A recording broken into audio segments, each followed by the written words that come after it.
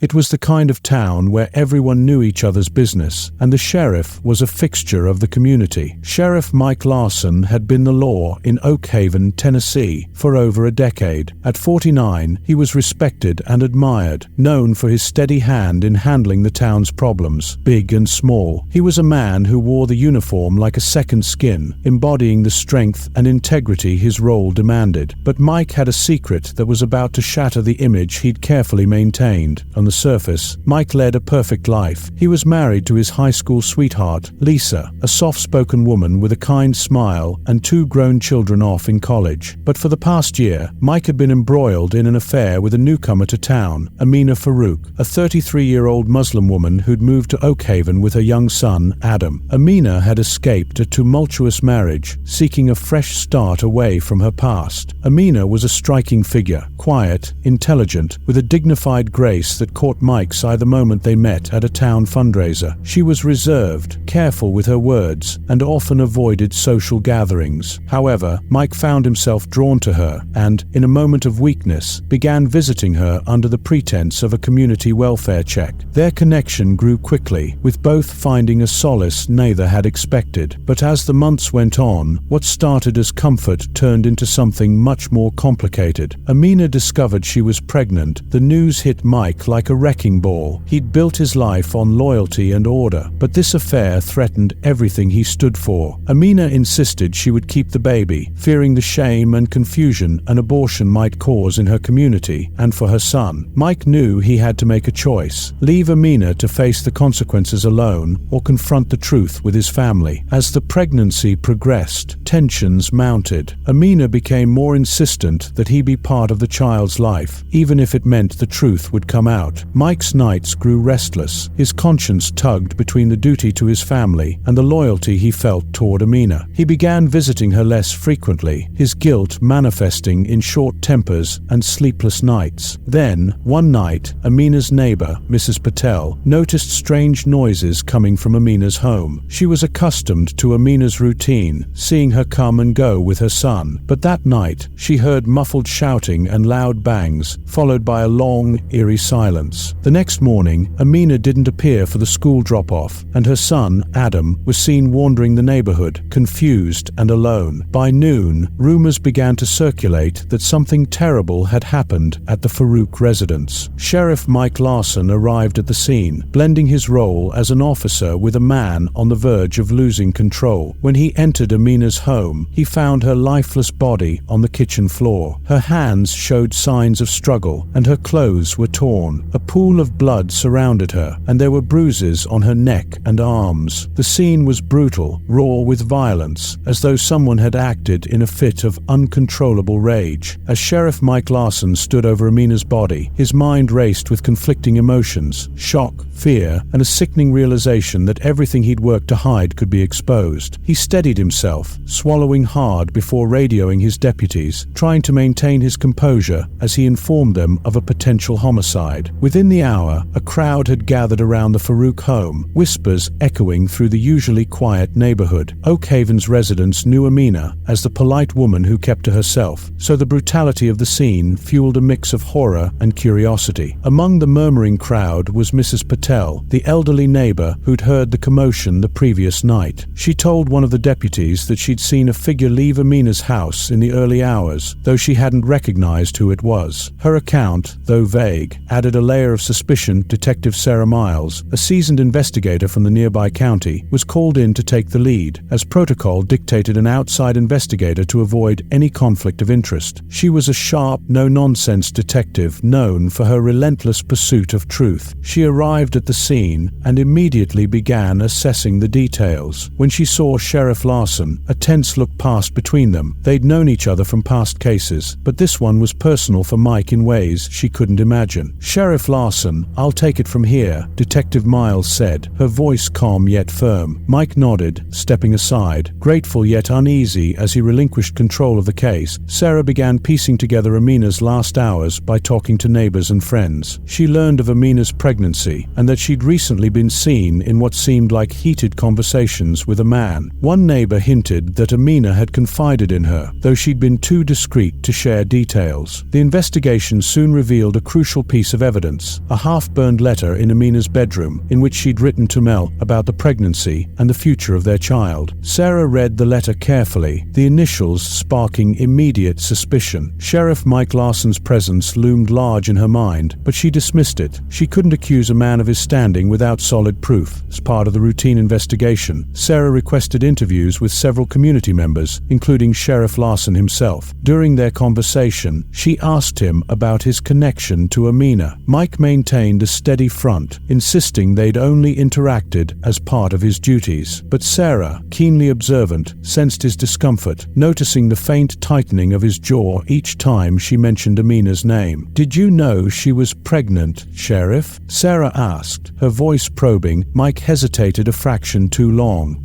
No, I didn't know that," he replied, attempting a steady tone. But Sarah noted the slight falter, and it was enough to raise her suspicions. The examination of Amina's body revealed more damning clues. Under her fingernails, forensics found skin cells, suggesting she had fought back against her attacker. DNA testing would take time, but it was clear that whoever had done this had been in close contact. The bruises on her arms and neck indicated that the attack had been driven by rage, an emotion all too familiar to those investigating crimes of passion. Sarah's next steps involved going through Amina's phone records. She found a series of calls to a burner number, most made in the late hours of the night. After tracing the calls, she discovered the number belonged to a prepaid phone purchased just a few months earlier, around the same time Amina had learned of her pregnancy. Meanwhile, whispers began circulating around town. People speculated about the identity of the mysterious father, with fingers subtly pointing toward Mike. For his part, Sheriff Larson continued to hold his ground, showing up at work with his usual stoic demeanor, though he felt the walls closing in. Days later, the DNA results came back, a match. The skin cells found under Amina's nails matched Sheriff Mike Larson's DNA, placing him at the scene during her final moments. When Detective Miles confronted Mike with the evidence, his calm exterior cracked. He stammered, his denial weak, his face pale. "I was there, but it's not what it looks like," he insisted, panic creeping into his voice. "Then what is it, Sheriff?" Sarah asked, her eyes steady and unyielding.